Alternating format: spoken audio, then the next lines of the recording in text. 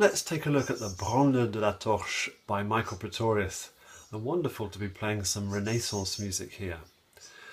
If we just look at the whole piece, it's very clearly in two sections. Bars 1 to 16, we have a clear melody, and then from bar 16 to the end, we have a second melody. And the two work very well together, one leads off the other.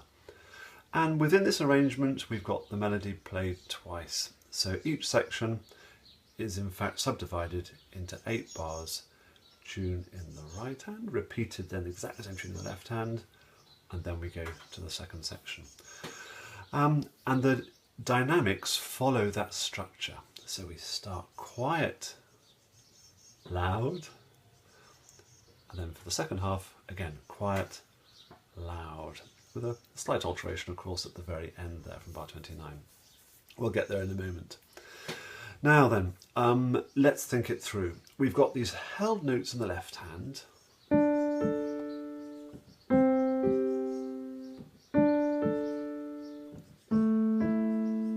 And they're all fifths, aren't they? We're sort of thinking the triad, D minor, but we're omitting the third to create this open voicing. In the field of rock and pop, they're called power chords. For obvious reasons. It's a drone sound as well, isn't it? I think bagpipes that make this sort of sound.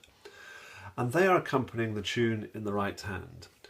Let's go again slowly for now.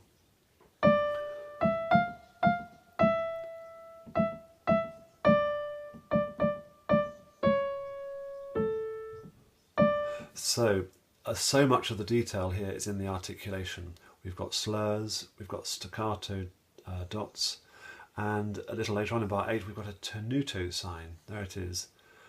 That is the bold print of music. Give it a little bit more weight, just a bit more emphasis. Certainly make sure you tenuto, make sure you hold on to it, give it its full value.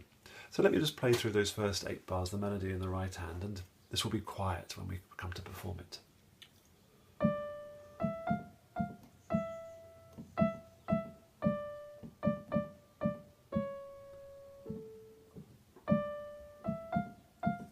Change the second finger on that one so that we've got enough fingers to get right up to the top. Lean. And then it's the left hand's turn. Let's keep going. Much louder this one.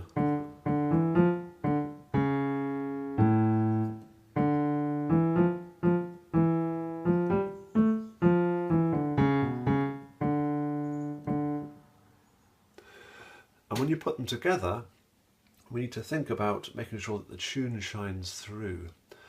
To what extent we do that, well, that's really up to us as individual performers. But let me take through the first 8 bars now. Nice as I'm not going at the full speed, so this is very much in the background in my thinking, and altogether is quiet.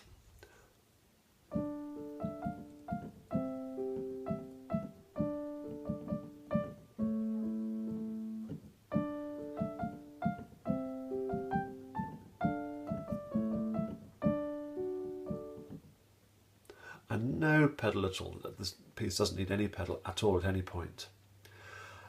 Then we have a stark contrast, so really loud, especially bringing out the left hand, which is very tricky to do. So instinctively it's our right hand that tends to want to lead. So this is a great exercise for getting us to think about our left hand. Especially that first note.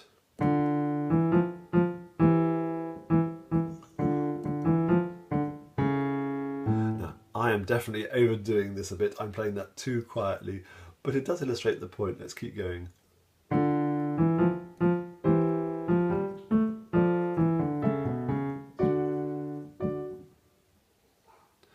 also be careful to keep these accompaniment chords to their value of 2 beats only. Good practice.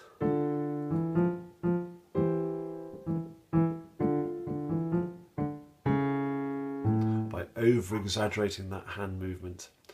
Again, I often find overdoing things when we're practicing helps to get us to really think about them.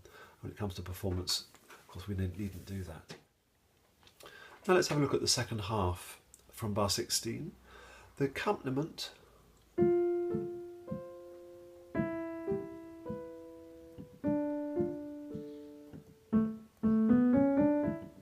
so we have to hold on carefully to staccato.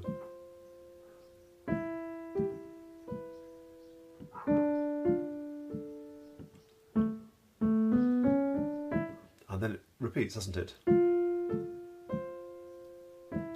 That's a C, not a B, take care.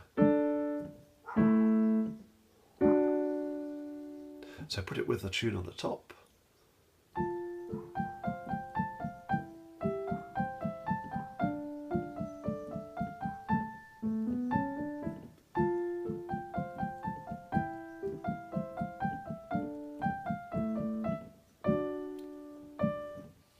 And coordinating that articulation at the very start, for example, letting go of that one, the A, but not the F and this A.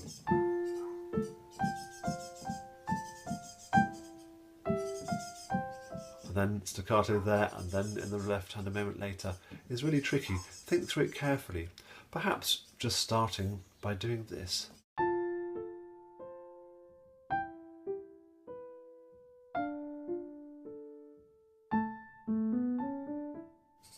So getting rid of some of the notes while you think it through. And then from bar 21,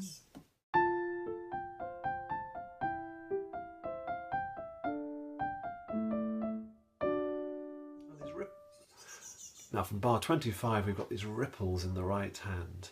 So very relaxed hand, especially the wrist. Ripples flow from the bottom up. That's always the default situation with ripples.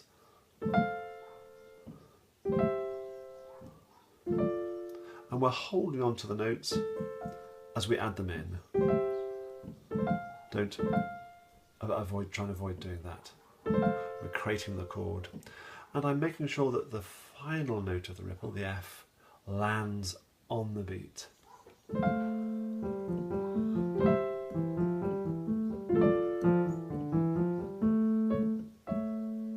And the same thing in the left hand now.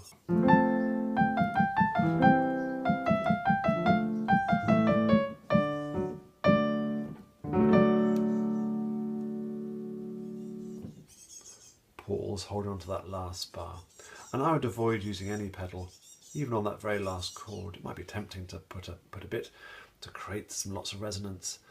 But I think to keep uniformity of tone through the piece, I wouldn't use the pedal on that last chord. Now, a detail about the harmony used in this piece.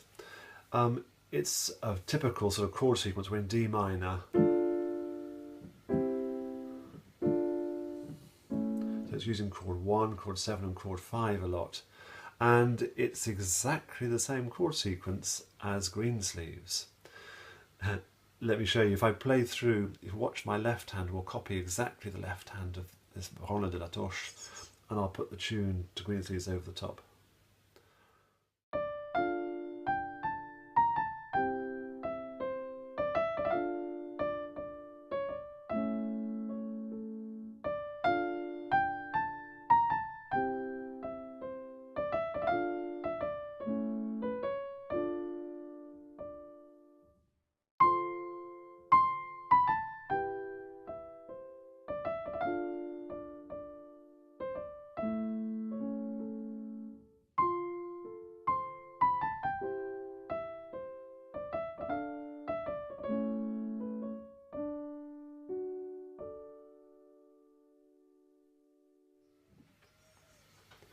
I wonder if you could make up your own Renaissance piece using that same chord sequence.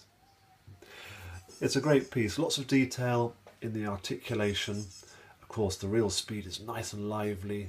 A minim 92 is really quite fast, brisk and lively. Imagine people dancing away to it. Good luck with this piece. Bye-bye for now.